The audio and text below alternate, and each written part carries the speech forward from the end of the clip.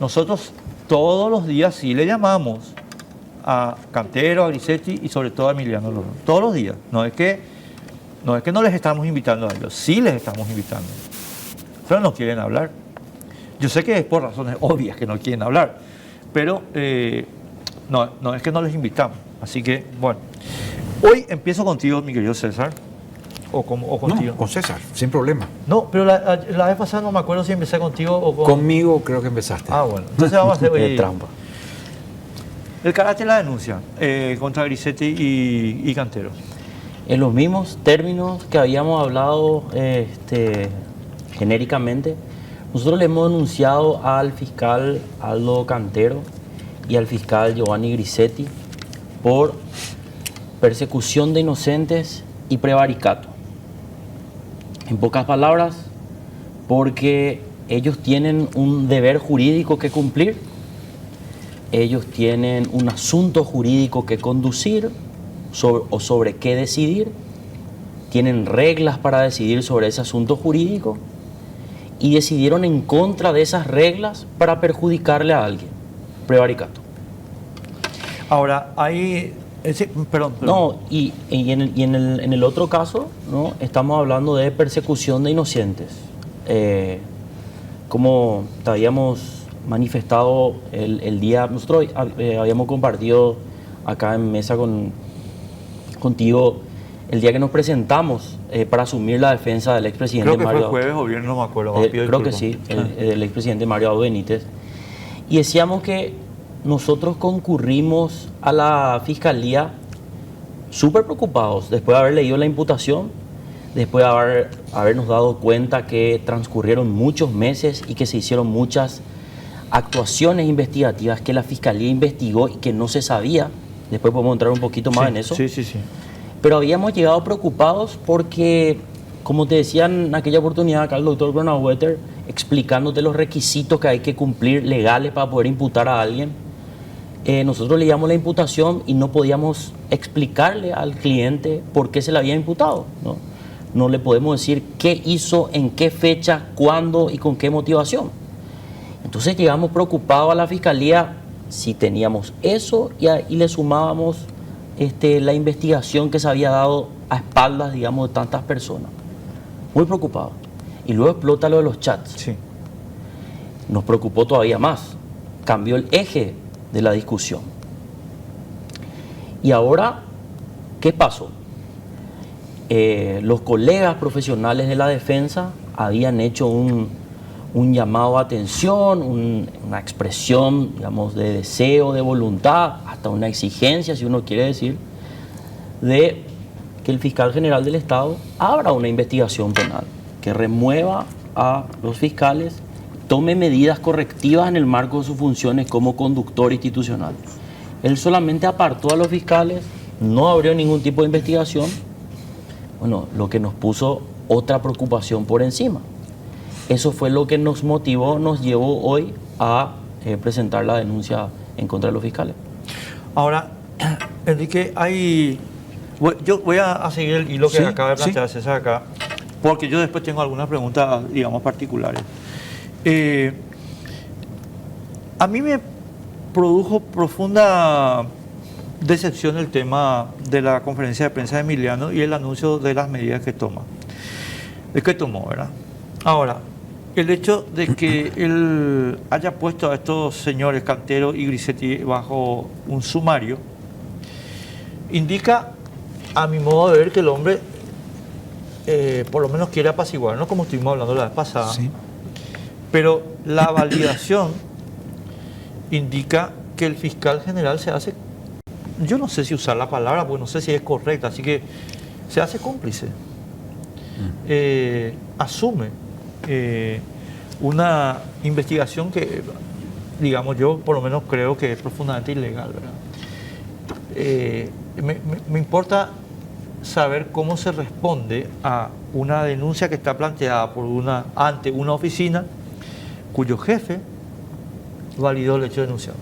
Bueno, en primer lugar, Enrique, yo también me sentí no solamente decepcionado, sino que a tu compañera Mabel Renfel había señalado, a lo mejor con cierta impotencia por todo lo que estábamos viviendo en cuanto a la actividad procesal, ¿verdad? Que es nuestro trabajo como abogados, que yo consideré que parecía que nos tomaba por estúpidos, principalmente a los periodistas, porque yo conozco esos elementos distractores. Cuando vos te querés ir por el tema de que querés dar una enseñanza acerca de que vos no entendés, Enrique, entonces no estás captando, y entonces con eso él trató de zafar, lo cual creo que en vez de tratar de zafar empeoró la situación, y para mí sacó 3 aspectos muy importantes desde la perspectiva de tu preocupación. En primer lugar, él señala que es cierto, le va a cambiar a los fiscales porque no quería más crispación y porque los medios se hicieron eco de los chats. O sea, en realidad vos tenés que hacerte eco como titular del Ministerio Público, iniciando una investigación de oficio, porque eso es lo que corresponde. Yo te puedo asegurar que si a vos te atribuyen eso, en el acto un fiscal va a actuar y te va a imputar y no va a perder tiempo. Primera cuestión. O sea, él primero minimizó diciendo que va a hacerse asuntos internos. Hasta hoy día yo quiero saber si eso salió alguna película de detectives, eso de asuntos internos, porque por lo menos en la ley orgánica del Ministerio Público no está prevista esa oficina, la figura. Le llamó asuntos internos y dice que la imputación está sustentada en elementos de convicción. Dice que fueron recolectados por más de 7 meses y que es problema de los abogados que no hayan impugnado, dice. O sea, el fiscal general del Estado, por un lado, dijo que él estaba al tanto, que él tenía comunicaciones con estos fiscales, y yo tengo legítimo derecho de sospechar, porque la sospecha nomás es el punto de partida para cualquier investigación, de que entonces estaba al tanto de todas estas cosas que generan este escándalo. Y en tercer lugar salió y dijo que la noticia crimini genera el movimiento de la acción penal a los efectos de que en el sistema republicano existan las funciones, las porciones que corresponden a jus puniendi estatal. O sea, empezó a salir con esa diatriba, diríamos, de un discurso académico que ni siquiera reúne los estándares mínimamente académicos. O sea, un discurso diseñado para jodernos a nosotros. Exacto.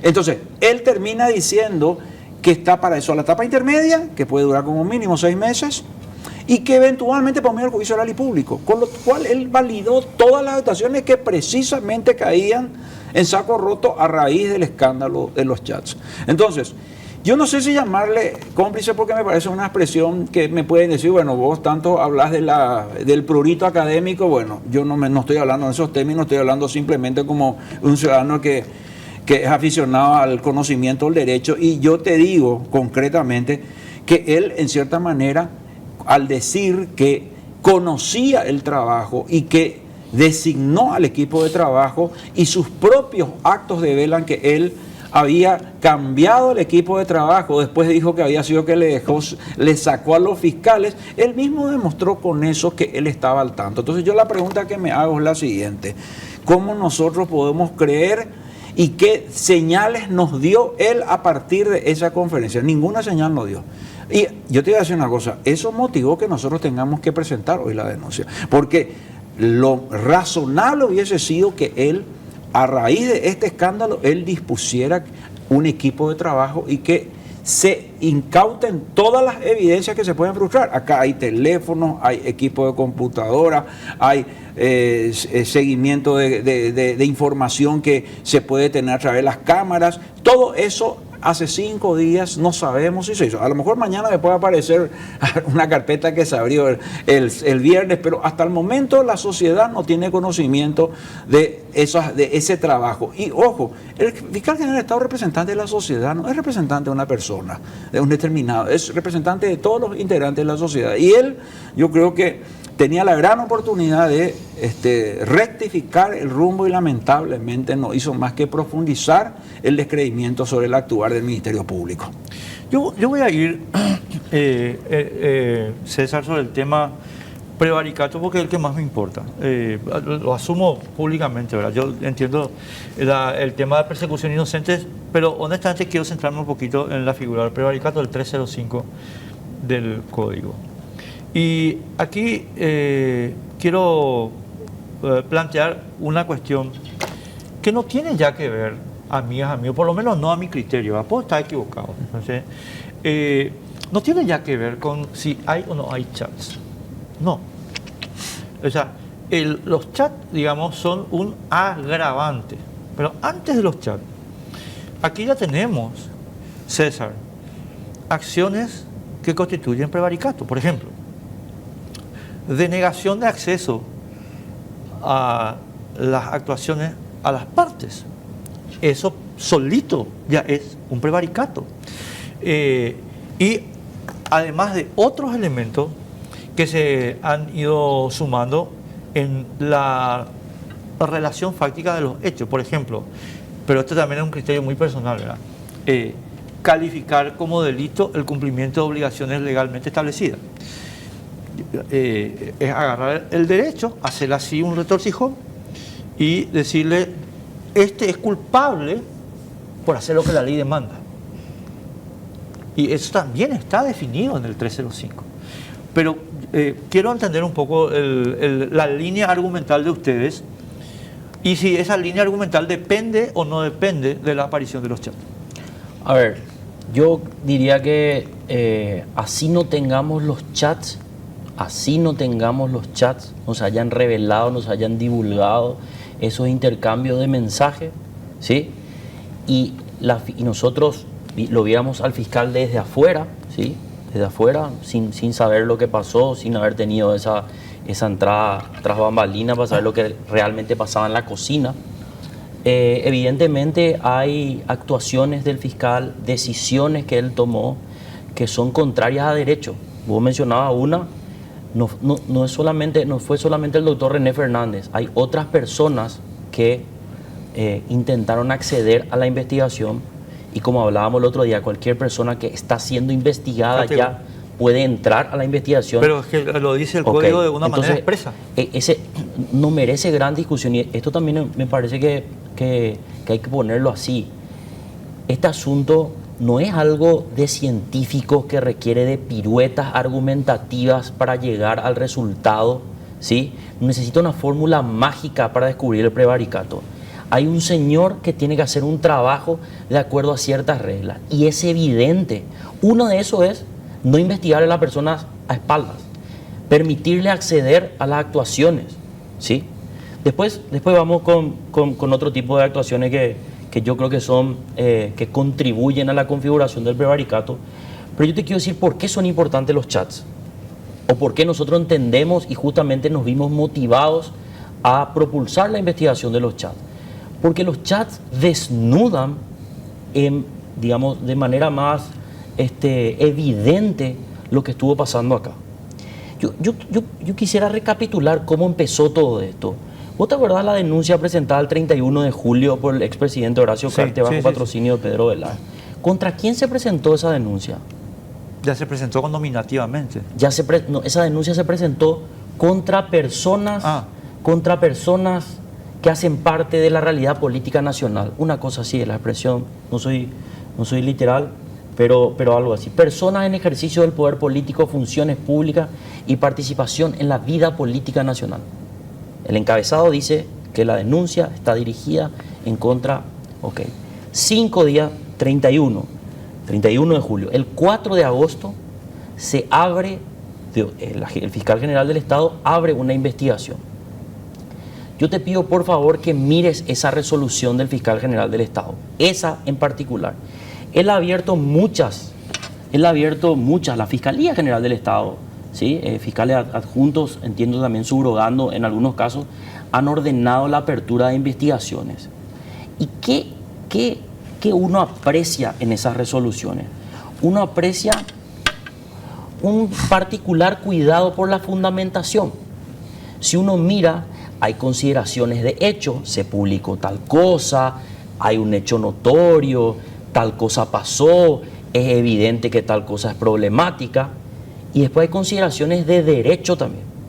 La Fiscalía tiene la obligación de investigar delitos, esto parece que puede ser un delito, esta investigación parece que puede ser difícil, vamos a poner varios fiscales porque uno solo no alcanza. Ese suele ser, digamos, el rigor con el que la Fiscalía General abre las denuncias, abre las investigaciones a partir de denuncias o a veces de oficio, ¿sí? Que conforma un equipo que dice, esto voy a investigar. Quiero que mires esa resolución del 4 de agosto, parece, yo diría que a lo que más se acerca a un graffiti en términos, digamos, de robustez literaria. No tiene ninguna consideración, no tiene ninguna línea que vos puedas darle la entidad de razonamiento. Primera cosa. De ahí a dónde pasamos. O sea, y hago también esta salvedad. Yo creo que está bien el rigor, el criterio, el estándar, la exigencia que se puso en otros casos la Fiscalía General para motivar de manera suficiente, porque es un acto público y en una república hay que convencer y uno persuade con razones por qué estoy haciendo lo que estoy haciendo. Y bueno, uno se pregunta es ¿por qué acá sin razones? ¿Por qué acá faltaron razones? Primera cosa. Luego pasó todo lo que pasó, vimos investigaciones de varias personas que no pudieron acceder, vimos que los primeros actos investigativos tuvieron que ver con pedirle a los medios de comunicación que revelen sus fuentes, ¿sí? Acá yo entiendo que se está aludiendo, argumentando últimamente, bueno, pero el periodista sí puede, si quiere, compartir su fuente, entregar información y demás. Digamos, yo lo que diría es que mucho dice de un caso en el que se le denuncia a los medios de comunicación como parte del esquema y luego a ellos se le pregunta de dónde sacaste la información. No estamos hablando que le preguntan a Enrique Vargas Peña, contame el robo que viste frente a tu casa. Le preguntaban a los medios de comunicación quienes publicaron notas que supuestamente hacen parte del entramado de este grupo que desde el vértice del universo urde un plan en contra de alguien. Los chats son mentiras, nos dijeron, ¿verdad? Sí. Entonces, cuando nos dicen a nosotros los chats son mentiras, y cuando yo hablo de preocupación, hace rato decíamos con el doctor Cronauwetter, uno habla de preocupación o de inquietud porque le preocupa el Estado de Derecho, no es solamente la situación de nuestro cliente, acá se juega, muchas cosas se están jugando, que yo entiendo que también son parte de algo más amplio, que es un clima de época en el que el Estado de Derecho, digamos, viene siendo socavado. Los chats son mentiras, pero en los chats dicen que René Fernández se fue ese día, y René Fernández dice que se fue ese día. Y los hechos muestran que se fue ese día. Sí, y los hechos muestran que se fue ese día, cierto. Los chats muestran que el fiscal le anticipaba un oficio, un pedido de informe que iba a enviar a un ministerio. Y ese informe está en la carpeta, se hizo. Entonces, los chats muestran que hubo una declaración que no le gustó al abogado de la denuncia, que después se completó otro día, pero que mantuvo su fecha originaria. Y eso uno ve en la carpeta que la primera declaración fue creo que un 27, la segunda, la que le siguió después, fue un 6. Entre medio no pasó nada, dice uno, pero después uno se encuentra con que otras cosas también se realizaron como investigación. ¿Me explico? Entonces, ¿pero por qué esto ponen juntos? Porque acabaron juntos. Entonces, cuando a mí me dicen los chats son mentiras, pero tuvo que haber inventado a alguien de adentro, entonces que llevaba una bitácora y que veía día por día lo que iba pasando. Y cuando dijo voy a inventar los chats, hoy vino el doctor René Fernández, voy a poner en el chat que Pedro Velar le dice que vino René Fernández porque por eso no me subo. Hoy se firmó el oficio a tal institución pidiendo tal información. Y voy a poner en el chat que, o sea, frente a eso estamos. Por eso yo creo, Enrique, que los chats, a pesar de la importancia que tiene el análisis, desde el prisma jurídico únicamente, del actuar del Ministerio Público, los chats nos demuestran lo que realmente pasó. Y yo diría, y tenemos derecho a saber. 100% de acuerdo contigo, solamente que ahí, Enrique, voy a ceñirme un poco a la línea argumental que están bajando al foro, digamos, Pedro Ovelar y Aldo Cantero. Y ellos lo que dicen es, los chats son falsos. Es más, anoche estábamos hablando con Derlis Maidana y él argumentó la misma línea, digamos. A ver, los chats son falsos. ¿Por qué hago esta valoración? ¿O por qué hago este comentario? Porque así como hemos visto en el caso de Rodrigo Quintana en particular, y lo menciono solamente porque es ejemplar, no porque no haya otros, digamos, a mi modo de ver, el Ministerio Público va a trabajar para, no sé si voy a usar una expresión inadecuadamente, pero pido disculpas, pero quiero usarla porque me parece que va a generar la preclusión de instancia, digamos, en la revisión de los teléfonos, de las computadoras y compañía. Y cuando ustedes lleguen al momento decisivo, el fiscal va a decir de pleno derecho, el fiscal general va a decir de pleno derecho, no, esto ya está liquidado, no podemos retrotraer el caso a estudiar. Entonces, ese es un riesgo con relación a todo lo que está contando César, que quiero saber cómo lo... O sea, yo no quiero que me cuentes la estrategia, pero quiero entender un poquito, bueno, el esquema interpretativo. Bueno, básicamente, si estamos hablando, conforme a lo que señaló César, estamos hablando de actos viciados, sí, de punta a pértigo, y obviamente eso no puede ser objeto de validación. Y vos me podés decir, ellos van a seguir con la historia de que los chats son falsos. Eso es irrelevante. Procesalmente la causa no tiene futuro. Es decir, ni siquiera se puede retrotraer, porque el Código Procesal Penal establece que si se anulan los actos que afectan al imputado, solo si el imputado quiere se puede retrotraer. O sea, está en el artículo 12 del Código Procesal Penal. Entonces, desde esa perspectiva, yo te digo que procesalmente no existe posibilidades, y lo digo no con ámbito, con el ánimo de fanfarronear, sino decirte jurídicamente, dentro del purismo de lo que es el proceso, esto no tiene futuro, desde el punto de vista del progreso de la causa. Pero acá yo ya veo que hay una nueva historia que están, como cayó para ellos momentáneamente, vamos a ponerlo, el tema de que los chats, entre comillas, como vos mismo me decís que el senador Maidana ayer estaba diciendo que son falsos. La otra historia es por qué temen ir a un juicio sobre los hechos. Pero qué simpático. O sea que yo mañana le voy a armar a alguien una causa y te voy a decir, no, yo sé que te estoy persiguiendo y no tengo elementos, pero yo necesito que vos primero determines con precisión si sos o no sos responsable del hecho. Pero si el hecho es irregular, ¿cómo yo voy a permitir? En ese juego no voy a caer, porque ya están ensayando la idea. Pero es que te interrumpo para... Sí. Mira, acá anoté, justamente porque quiero a donde llevo es. Pero si eso es lo que hicieron en Estela Mariscano, con Mario Ferreiro. Cierto, es un ejemplo elocuente. ¿Entendés? O sea, digamos, el patrón de conducta procesal, el patrón de conducta procesal ya está fijado. O sea, acá no nos enfrentamos a ningún misterio. Digamos, acá tenemos ya un patrón de conducta. Por eso es que podemos decir con cierta seguridad de que ellos, lo que Emiliano Rolón va a hacer va a impedir que ustedes lleguen a la investigación siquiera de los chats.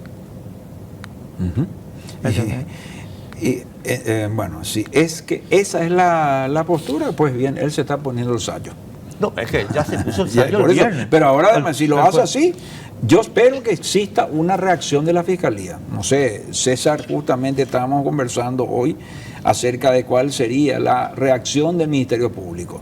Porque hay algo muy, muy básico que vos reafirmaste de manera contundente. Acá pasaron días, muchas informaciones se han disipado, se han perdido, nos aseguraron, y eso es algo que corresponde exclusivamente al Ministerio Público.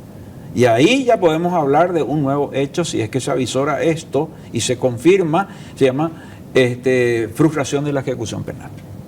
De la persecución penal. De la persecución penal. Frustración de la persecución penal.